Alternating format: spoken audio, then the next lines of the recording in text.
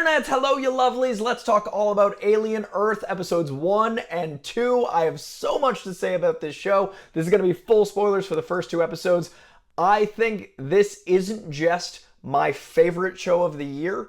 I think this show might be the best use of a studio acquisition to a new property maybe ever, and that is high praise. This show is absolutely sensational. Going to be diving into everything in the first two episodes, covering this week to week, single episode from here on out. If you're new to this page, I cover movies, I cover TV, and I cover a lot of comic books. I read about 50 to 70 comics a week, and now that we're at 50K, I'm going to be doing a 50 comic giveaway. So hit that subscription bell, join this journey, and this show felt so much like the Alien comic books in a lot of ways because it is so interestingly serialized. Going to be talking about all of that, diving into all the lore, playing around with what Noah Hawley has built. Very excited to talk about this show. Press like, leave a comment, let me know what you thought. Let's talk about Alien Earth.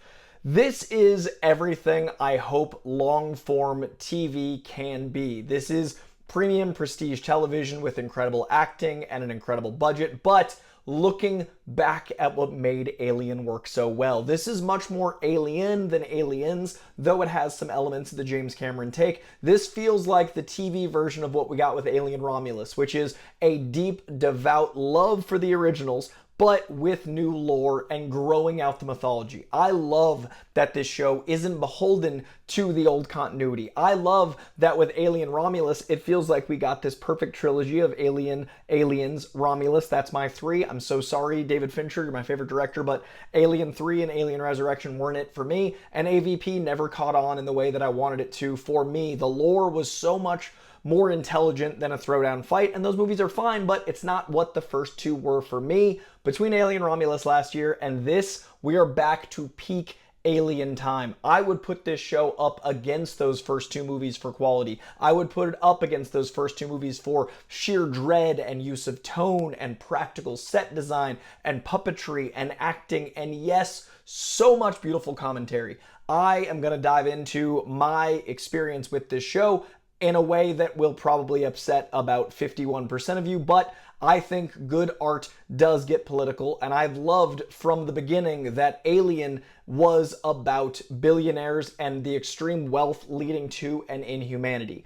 I think the WEYLAND YUTANI commentary is only stronger now, and I love that this show has taken that and made it exponentially bigger. What's interesting to me about Alien is that it was, 40 plus years ago, and some of our technology, I think, is actually catching up to that world. Not in a linear way, but in a very interesting commentary way, in an abstract way that I think in the next 10 years, we're going to look at a lot of the technology of that film as a present day thing. So what I'm saying is it's not far future anymore, it's near future. I love that this grabs that lore and gives it something that is hopefully a little further in the future. And what I mean by this is right now in Los Angeles, there are little alien robot-y things walking around, actual humanoid robots wearing like rainbow sashes and stuff as a way to be cute and memey and meta-modernist, because now regular people are filming these little robots and acting like it's normal. And that's how you get people to accept robots just walking around and existing. So when you've got Alien and you've got this interesting commentary on synthezoids and humans and what it is to feel and what it is to be and what it is to have a corporation be less human and less feeling than these synthezoids. But in our day, 2025, we have actively got problems with billionaires being inhumane and not caring about human life, while also having robots start to operate in our society in real time. So I love that this show extrapolates out from the already built incredible lore, and in the opening scroll gives us not just our standard two things of human and synthezoid, but adds a third, which is the lore of the show, which is hybrids. This is, in my personal opinion, what I think we are leading to long form as a species. I could see the cocoon theory actually coming to play. I think there is something to our instincts and our nature that we avoid certain creatures because of our deep, deep, deep ancestors, right? Like we've got an aversion to snakes and spiders because of survival instincts. We've got an uncanny valley thing that makes me worry about AI in a very specific way, a very central core primal feeling.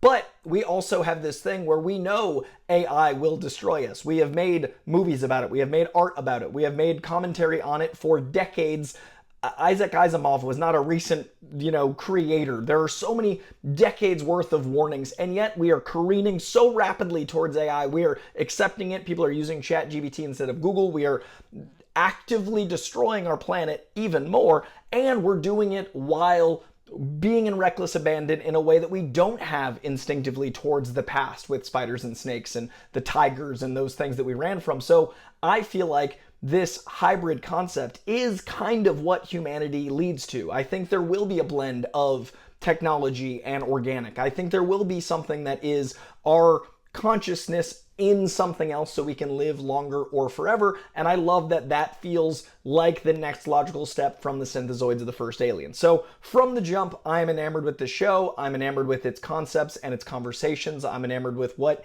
it is saying thematically as well as pretty directly, overtly about the dangers of the way we're taking our species. But it's doing that in a fun, shiny box of incredible xenomorphs. So those theme elements I dig, but let's talk about the actual practical show. This show is so practical. There is some visual effects and special effects that are grounded in practicality. There are lots of CGI shots that are completely seamless, as they should be, talking like Jurassic Park style, where you augment what's already actually there. These sets are practical. A lot of the xenomorph stuff is practical. It is shot in a way that it gets to have the xenomorph blend into the background and make the jump scares actually terrifying because it feels organic to the world.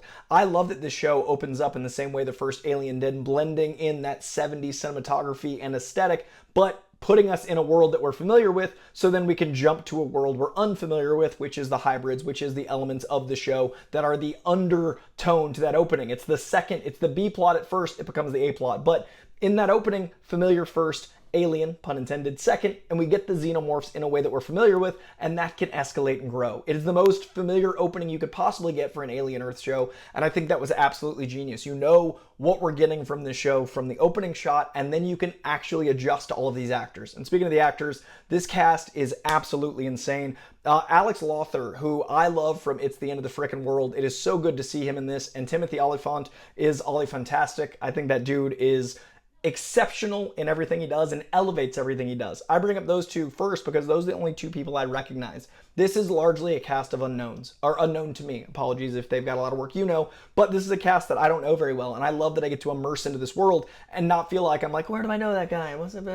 I get to just live in this world, and there is no one with iPhone face. Maybe Sydney Chandler, because she is an android, she is a hybrid, she is genetically made. But when I say android face, I mean everyone that's not organic. All of the synthetics look modern, but there's so many people that look like they're from the 70s here, and that is playing into the Alien lore. Yes, this is in 2120 or something. This is the near future, but these people look like they're from the 70s and 80s from the first Alien and Aliens, which I love that casting choice.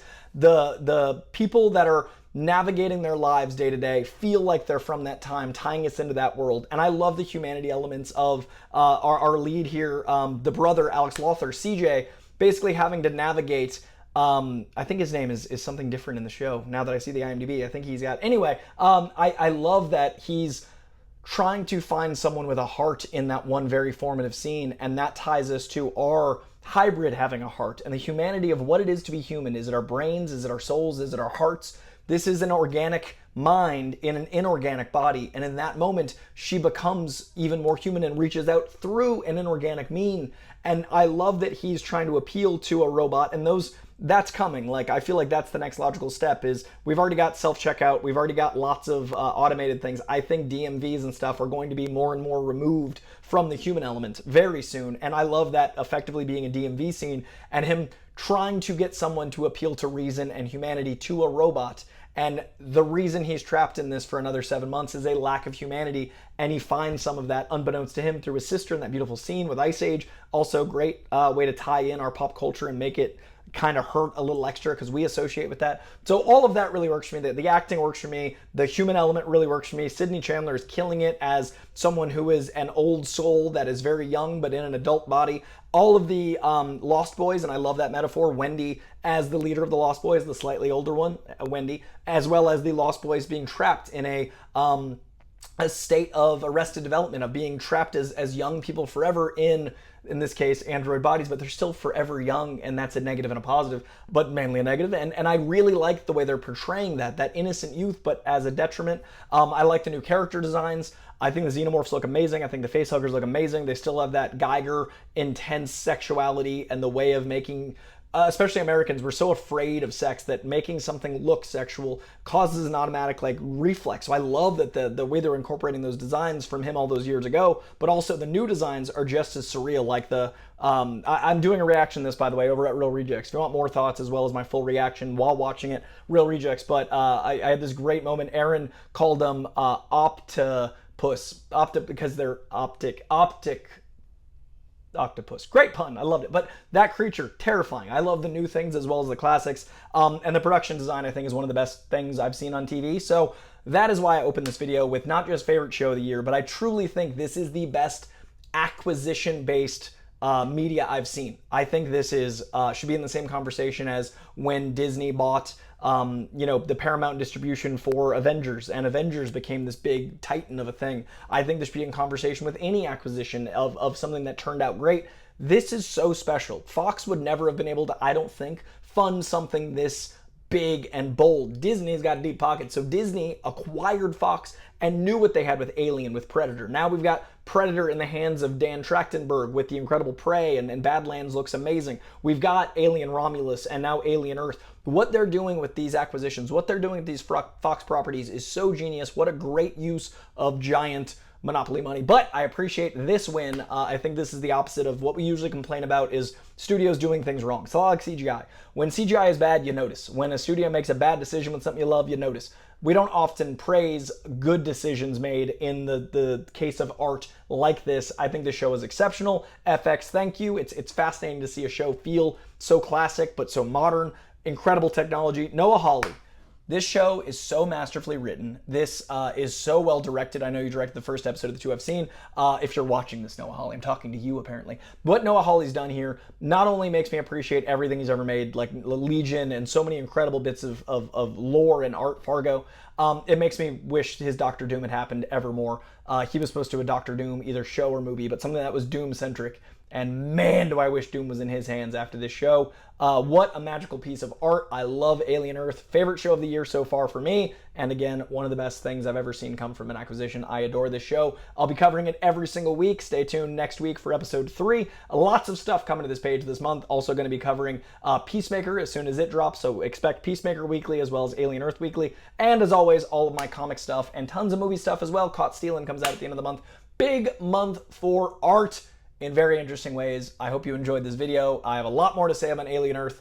Please leave a comment. Let me know what you think of the show. Let me know what you think of some of my thoughts. Let me have some pondersome moments of philosophy with you, like 2 Michael Fassbenders and 1 flute, or anything in Prometheus. But yeah, let's talk about some crazy heady thoughts in this sci-fi adventure we're having, and let's give some flowers to the incredible production design, Xenomorphs, everything going on in the acting. Man, what a show. Leave a comment, leave a like, subscribe. I'll see you guys soon. Alien Earth. Yes.